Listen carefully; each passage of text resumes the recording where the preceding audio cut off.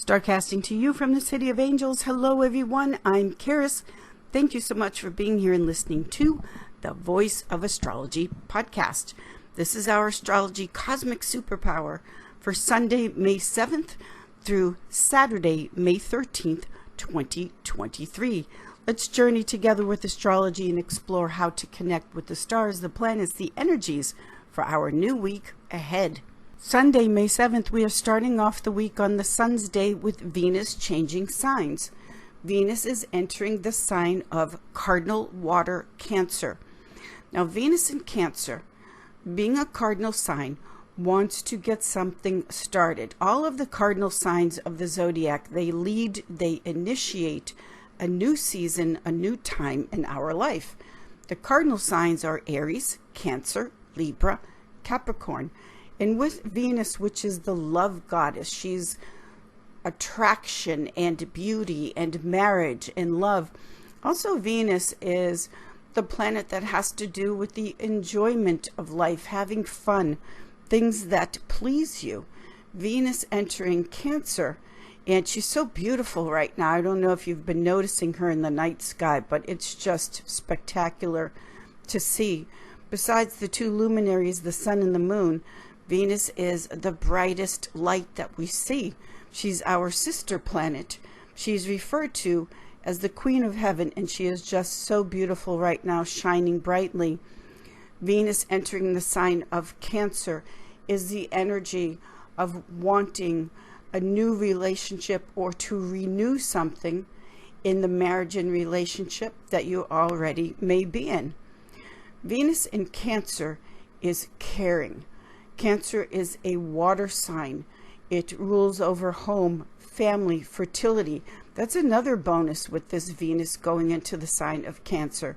If you've been wanting more children, if you want to add to the family, then Venus in Cancer is quite fertile as a water sign, and as it rules over home, family, children, our pets that we bring into the home as members of the family. Venus is all about pleasing. And when Venus is in Cancer, because Cancer cares so much and wants a deep emotional connection, then Venus in Cancer is wonderful in the sense of all the little things that please, all of those small touches that mean so much. So for you wanting to please, for you wanting to be pleased, this is Venus in Cancer. It's wonderful, such a great feeling when someone cares enough that they're attentive to what you truly like, what really pleases us. And this is Venus in Cancer.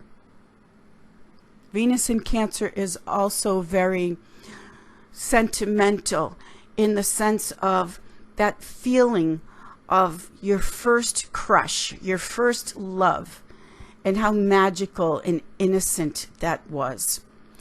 Cancer rules over the memories, the past, things that feel familiar to you, that make you feel safe, secure, comforted.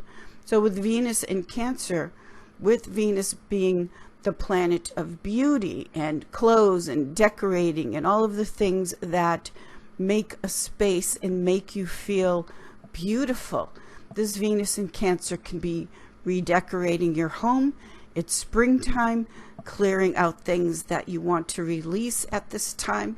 It's difficult to clear away the clutter because every piece that we have represents a memory. It has a memory attached to it.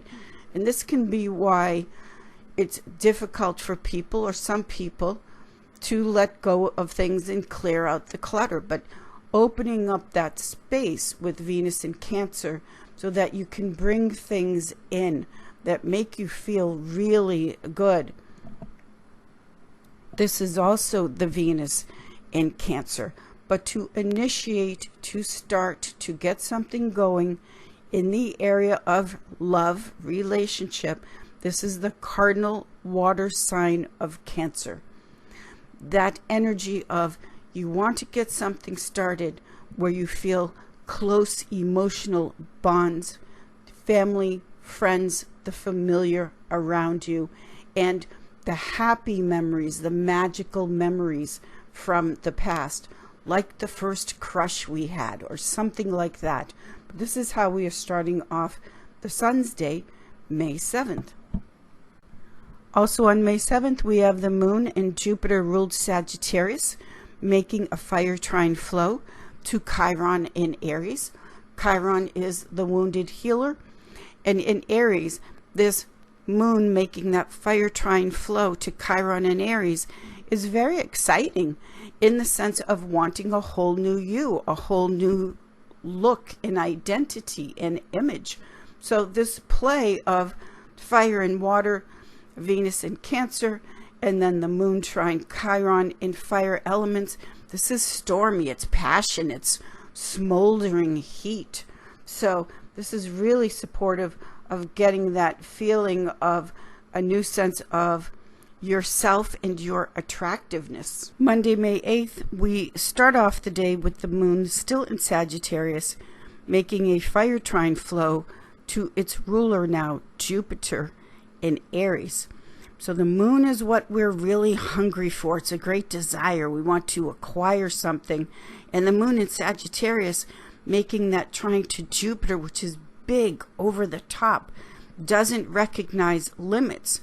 Jupiter is still in Aries, hasn't changed signs yet, but this moon trine Jupiter is a huge, over the top appetite for something new and exciting, especially in the area of travel. Jupiter, Sagittarius, there's always a connection there to the 9th house in astrology. And so that desire to travel, to perhaps go back to a class, a workshop that gives you a higher philosophical point of view. The 9th house is philosophy and the big picture of it all. So this desire here with the moon in Sag trine Jupiter in Aries is very trailblazing. It wants something brand new and something that brings in a higher level of the expansion of the mind and philosophy and just going and exploring and discovering. This is a lot of Sagittarius and Jupiter, that sense of I've got to go and do something new that helps to expand and stimulate the spirit and the mind.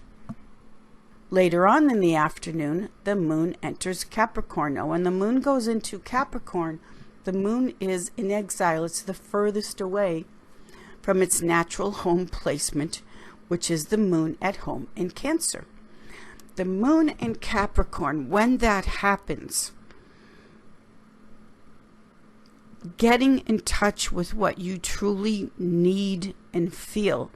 The moon in Capricorn can be so responsible and always working and carrying the weight of the world on its shoulders.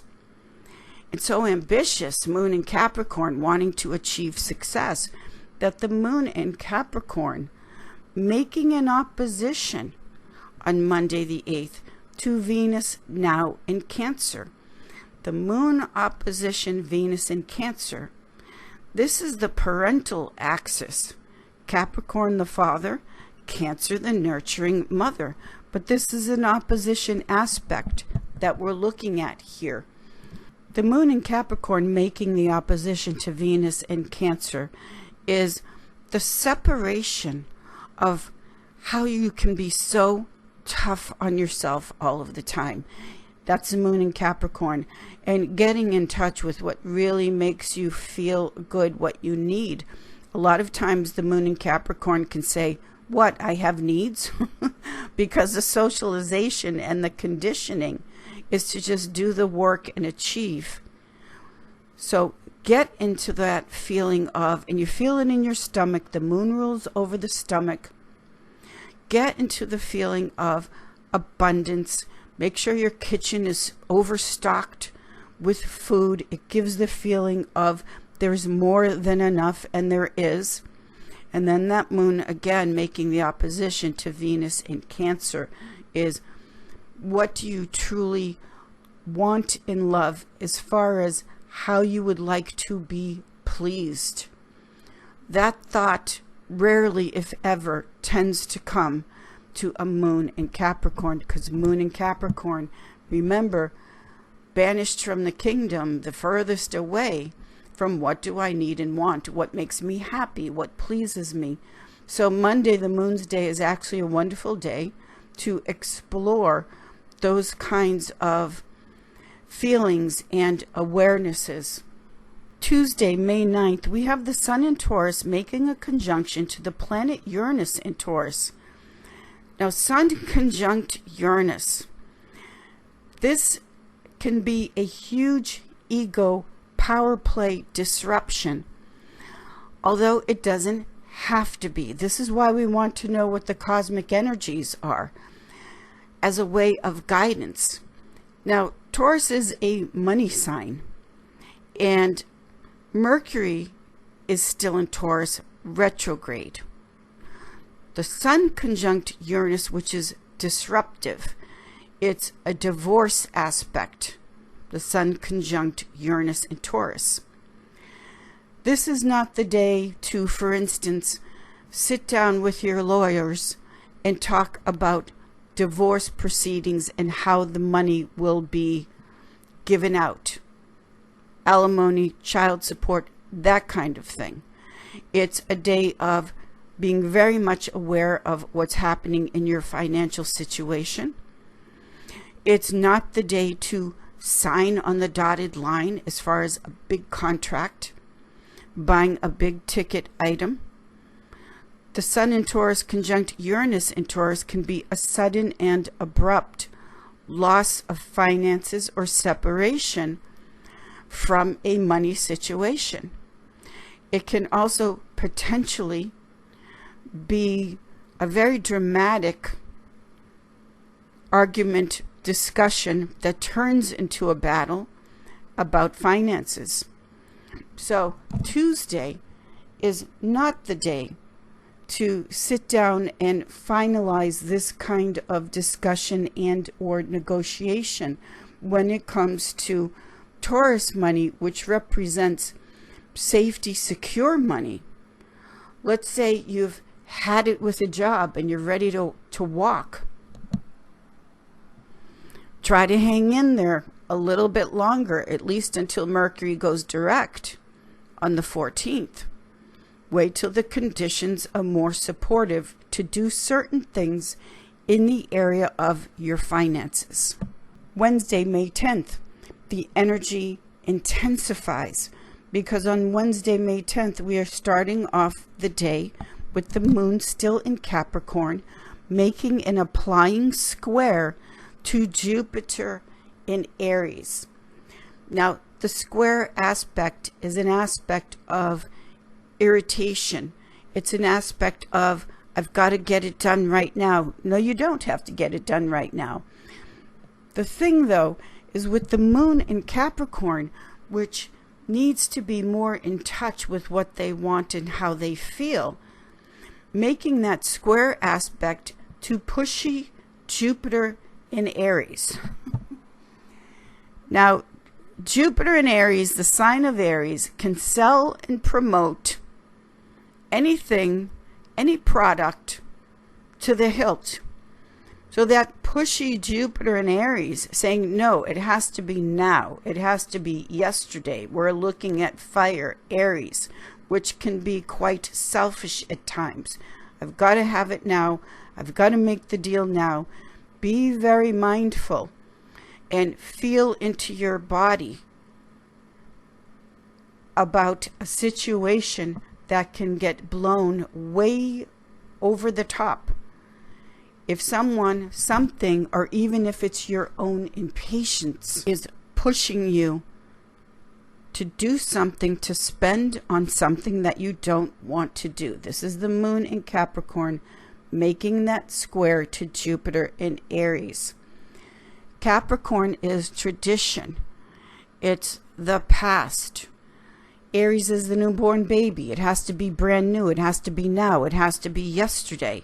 So if you're in this conflict over, you're tired of something that you've had for a while or represents the old. This is a Capricorn, and you got to have brand new right now. Hold that thought, but don't take action. Later on Wednesday the 10th, the moon enters fixed air Aquarius. Aquarius is also ruled by Saturn, but it's air, it's lighter. Aquarius is about movement and freedom in the future. How can we build for the future? The moon in Aquarius makes a conjunction to Pluto in Aquarius. Now, Pluto is big bucks. When we're talking huge money, that has a lot to do with the planet Pluto. The moon in Aquarius making a conjunction to Pluto in Aquarius is wanting to build a financial empire and how you will go about creating masses of money if that is your goal. But this is the moon in Aquarius conjunct Pluto in Aquarius. Now, the moon conjunct Pluto in Aquarius, and the moon is always what we want to acquire. When it conjuncts Pluto, which represents high finances in Aquarius,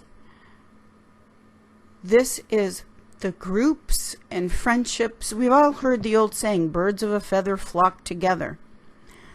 So Pluto is death. It's letting go of something. And the moon in Aquarius really cares and needs their friends, groups, people. Aquarius is a people friendship sign. But the moon conjunct Pluto in Aquarius is saying, well, you got to take a look here and really go deep and intense as to what groups, what friends, what people in your life are blocking you, holding you back, or not in resonance any longer with how you want to move into the future financially. Thursday, May 11th, we still have the moon in Aquarius. Now the moon in Aquarius is making a square aspect to Mercury in Taurus. Mercury is still retrograde. Is that the time? Is that the cosmic superpower to say, well, we need to have a talk about how we need to say goodbye? No, it's a square aspect. And Mercury in Taurus is not going to budge. We're looking at fixed signs of the zodiac. Aquarius is also fixed air, a fixed sign. And that can be a mindset and attitude that is fixed, doesn't want to change. Mercury retrograde in Taurus, it's just not going to change. Not the right day. You can plan, you can strategize, you can work out the different things and goals you would like to do for better financial prosperity. But the conversation, the cosmic power, is not supportive of this kind of a conversation. It's planning and strategy, which is always good. But it's not the day for the big, important conversation. Friday, May 12th, Venus's day. We are going into the weekend with some lovely aspects. Now, on Friday, May 12th, we have the fourth quarter moon at 21 degrees Aquarius. 21 degrees Aquarius brings in the decanate that has a Libra influence and component.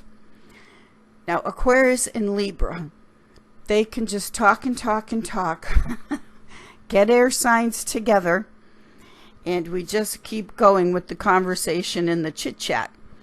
Now, the fourth quarter moon at 21 degrees Aquarius, this is when we cross over into the cycle of fourth quarter to new moon.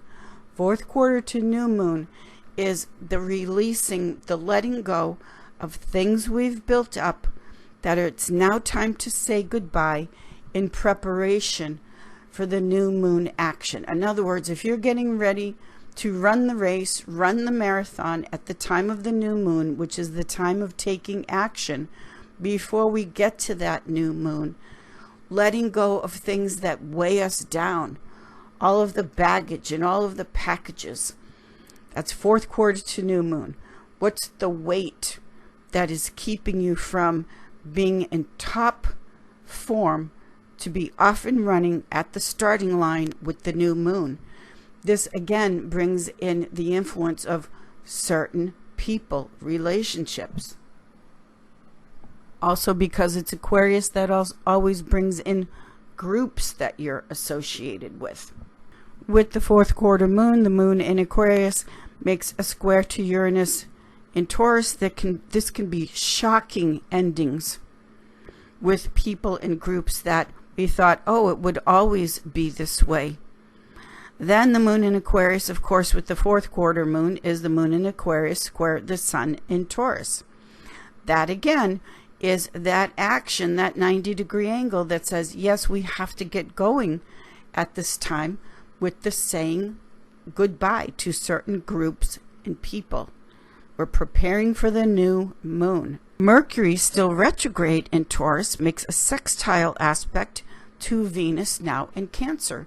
So even though Mercury is still retrograde in Taurus, the Mercury in Taurus sextile Venus in Cancer is one of the best things about a Mercury retrograde. When we go back and we relook and take stock a second, third time, the redoing or wanting to go over how we communicate with love in relationships. Mercury in Taurus making that sextile to Venus now in Cancer. One of the needs of this Venus entering Cancer is the need for how we speak to each other. Mercury is sound vibration, and Taurus rules over the throat. Some of the best singers of all time have Mercury in Taurus. Now, the Venus, having recently entered Cancer, is saying, I want a deeper, closer connection in love and in relationships. And if we don't speak lovingly to each other, which happens to be one of the top #1 complaints I hear about as an astrologer, especially from my male clients, which they will say, the way she talks to me, the way my wife speaks to me. Sound vibration is every bit as real and tangible as physical things. So that Mercury retrograde in Taurus making the sextile to Venus in Cancer is, how do we speak in relationships to each other, whether it's love, friendship, family. A lot of times, and I hear this as well all the time, certain appropriate boundaries come down in families because the people are close, where the yelling and the screaming and speaking to each other in such a way that we would probably never do with strangers. That's not okay because you're close to somebody. That's when the communication should be extra respectful. Then later on in the afternoon, the moon in Aquarius makes a really exciting sextile to Jupiter in Aries. So that interplay of air and fire, and the moon wanting something, and Jupiter wanting it all. This can be very lively and has a lot of punch, this aspect, in a good way. Punch meaning zest. To want something new and to go after it. Jupiter in Aries says, yes, let's go for it. In the evening, the moon enters mutable water Pisces, and then we are in the weekend of fantastic water trine flows. The moon in Pisces makes a beautiful water trine flow to Venus in Cancer. Venus in Cancer makes a water trine flow to Saturn in Pisces. The moon in Pisces makes a sextile to Uranus in Taurus. The moon in Pisces makes a conjunction to Saturn in Pisces, and this carries through the weekend. But to have all of this water and water trine flows and conjunctions, especially the moon in Pisces making that conjunction to Saturn in Pisces, this is being in touch with what it is that you truly want. Moon in Pisces, your dream, your vision, your imagination, what's going to make you feel really great. And the conjunction to Saturn in Pisces is saying, you can structure that, you can have that, but Saturn is real. Saturn is the realist that says this is the work it's going to take.